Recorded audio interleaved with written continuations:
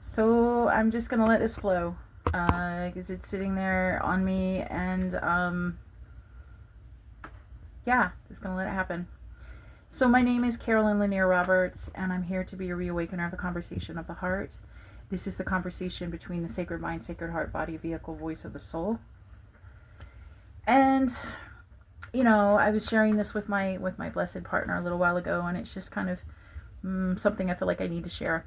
So I don't live in California. I'm here in Texas, and it was something that was shared with me from somebody I know recently, that one of the parks near me, there's some trails, and that there's a homeless community there that lives there, and I really didn't realize they were there. Shirts, like a lot of cities, doesn't want people to see it's homeless. You can't be homeless. They're taken to the jails, and so when you come to the city, you assume there's no homeless. That's bullshit. There is homeless. They're just put in jail. They're just taken off the street, so we don't see them. Doesn't mean they don't exist. So I was telling my love that I bet there's more homeless than there's people that live in this neighborhood. And I just kind of started talking to him about it, and just kind of shooting the shit, and thought about a couple things. Something that people don't think about, or maybe they do, or maybe they're finally starting to think about this. You give somebody who's homeless $1 million. You think that's the answer. Yes, they could get a home. Yes, they could get food. Yes, they get off the streets. Yes, they could be protected.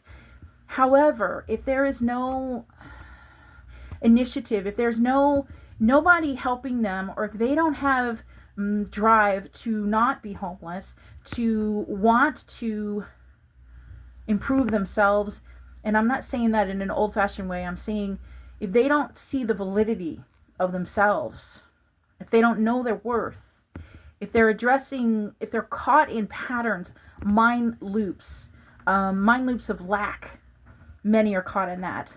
If they're caught in or self-worth issues, or there's mental illness, which is keeping them from understanding how to function in the world, how to function in the day-to-day.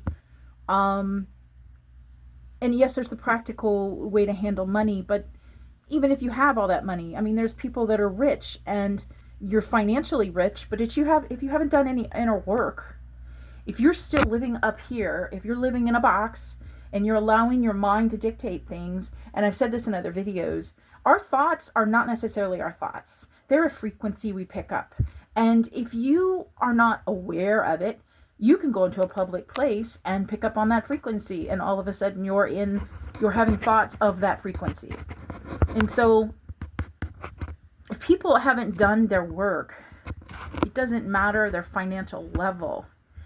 They are really poor to me. They really do live in poverty to me, because they don't know their worth, because they don't understand that money isn't the answer. Money is a tool, and that there's other work that's required in order to allow money to be this beautiful tool to support, to empower, to uplift, to enliven others and self.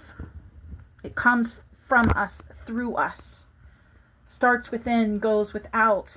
And so I got my degree in social work, my bachelor's in social work, because my passion was to address the homeless. It still is, but I don't see it as black and white as I used to, because in the system, it used to be that the thoughts were, well, let's give them a home.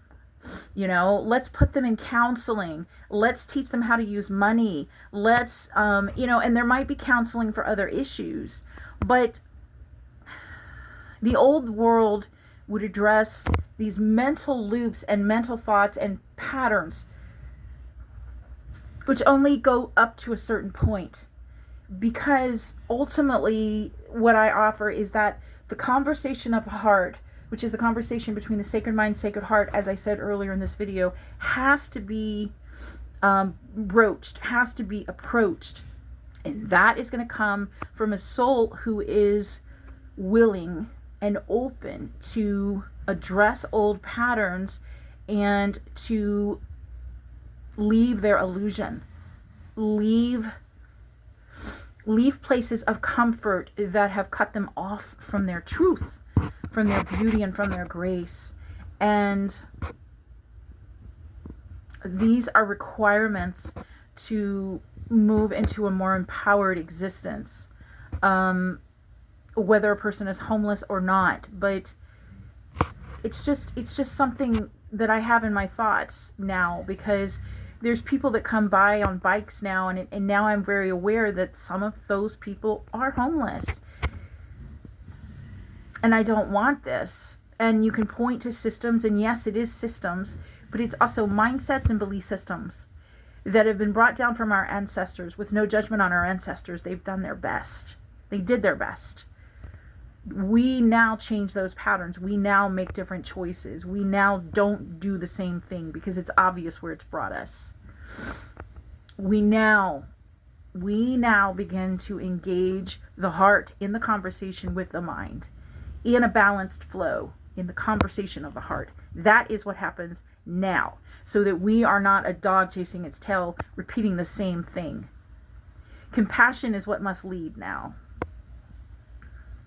Compassion balanced with discernment and clarity and honesty and authenticity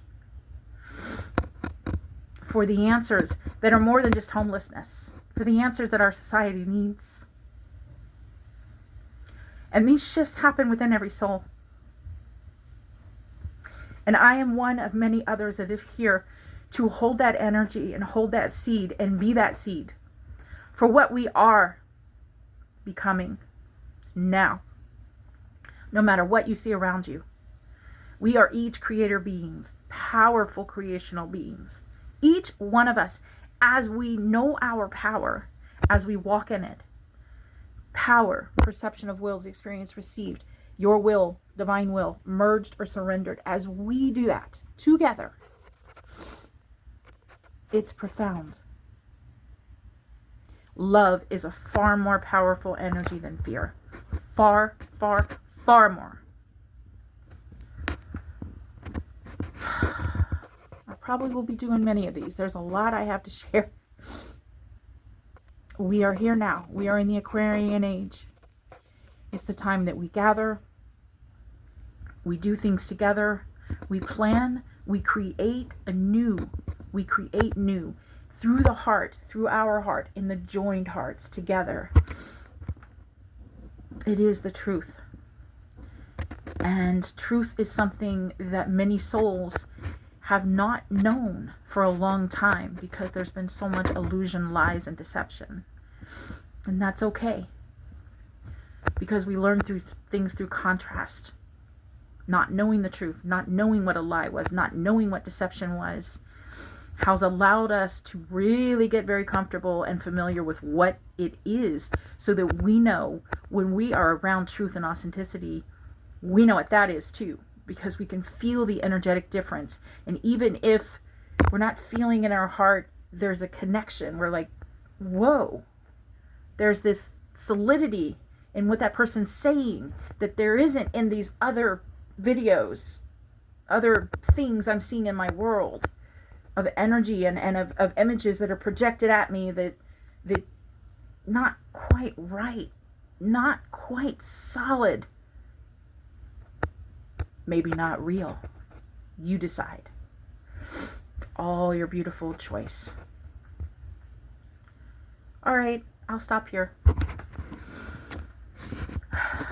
Thank you for your time and attention. For me, as you've given me that, you've given me everything, because all that exists is this moment.